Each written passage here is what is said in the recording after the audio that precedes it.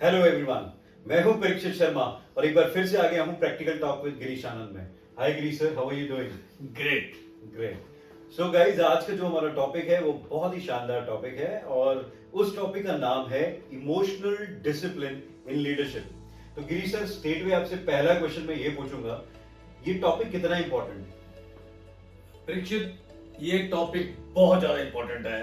एक लीडर का emotionally discipline होना बहुत इंपॉर्टेंट है। एक लीडर जिसको उसकी टीम कॉपी करती है, उससे सीखती है, उसको बहुत ध्यान से अपना बिहेवियर रखना पड़ेगा।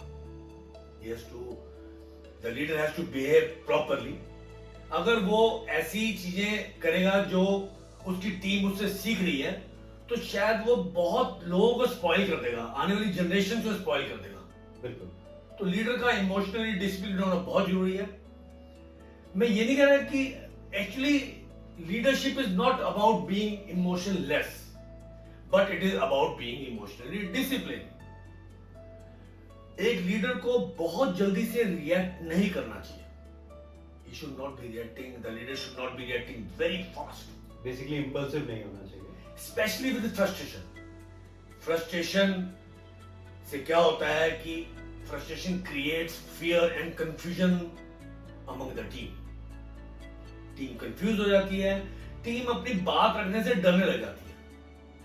जब लीडर, अगर मान लो किसी लीडर को किसी कारण से ऊपर से प्रेशर आया है, कुछ ऐसी डिस्कशंस हो गई हैं, क्योंकि जब आप एक सीनियर लेवल पे हो तो सिचुएशन और भी ज्यादा बड़ी होती है, प्रॉब्लम्स ज्यादा बड़ी होती है ना, ऐसी चीजें आएंगी जो काफी इंपॉर्टेंट होती हैं।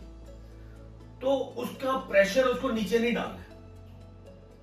जो उसको अपवर्ड से आया है वो डाउनवर्ड नहीं आना चाहिए। He has to process the frustration which came from upwards, but not push it downwards. Not at all.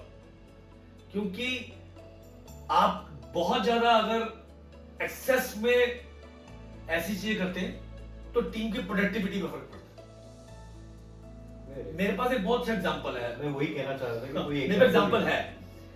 मैं एक कंपनी में था जब, तो हमारे एक नया कोई सीनियर ज्वाइन किया। His name was Mr. Raj Orke. Okay. तो उन्होंने अपनी इंट्रोडक्शन में बोला कि पीपल कॉल मी मिस्टर कूल। तो हम लोग बड़ा हैरान हुए कि ऐसे कोई अपने आप को कूल कैसे कर सकता है और कैसे कूल रह सकता है आजकल के प्रोफेशनल एनवायरनमेंट में।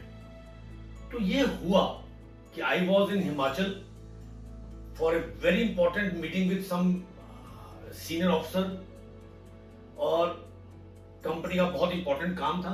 एंड आई कॉल्ड अप, उन्होंने कॉल नहीं पिक किया, तो मैंने उनकी पीए को कॉल किया और मैंने कहा कि I want to call and talk to राज।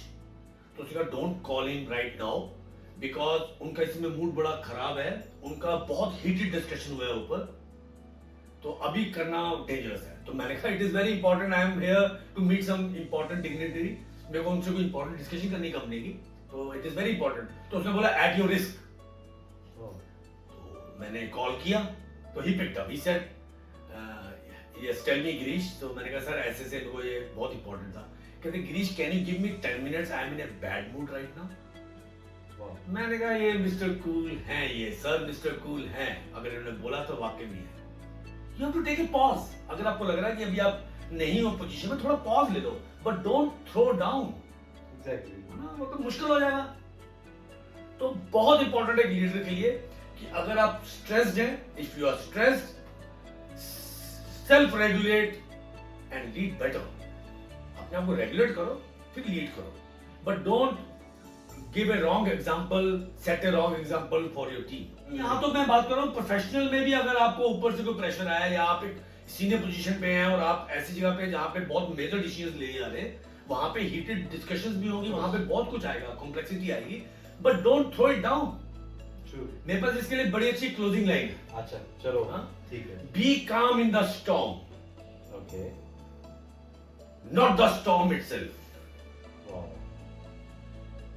कभी भी नीचे वालों को स्नब मत करें। हो सकता है वो बड़े एक्साइटमेंट में, बहुत एंथू के साथ आपको कॉल कर रहा है, किसी अच्छी बात को लेके आपको बताना चाह रहा है, कुछ अचीवमेंट बताना चाह रहा है, और आप बोलते हैं हाँ बोलो क्या बात है, क्या हो गया? आपने जो स्नब कर दिया वो आगे से फियर में आ जाएगा, परफॉर्मेंस को हैम्पर करेगी ये बात। बहुत सही है। तो आई होप आपको समझ में आई हम क्या बात कर रहे हैं। तो आपकी लीडरशिप में आपका इमोशन बहुत बड़ा रोल प्ले करता है। सो अगर आप रोल मॉडल बनना चाहते हो किसी का, तो अपने इमोशन को भैया कंट्रोल में करना सीख लो। तो अभी आएंगे हम अगले एपिसोड के साथ ऐसे ही कुछ प्रैक्टिकल चीज को लेकर। तब तक के लिए देखते रहिए और प्लीज कमेंट कीजिए और हमसे सवाल पूछिए। धन्यवाद। Thank you.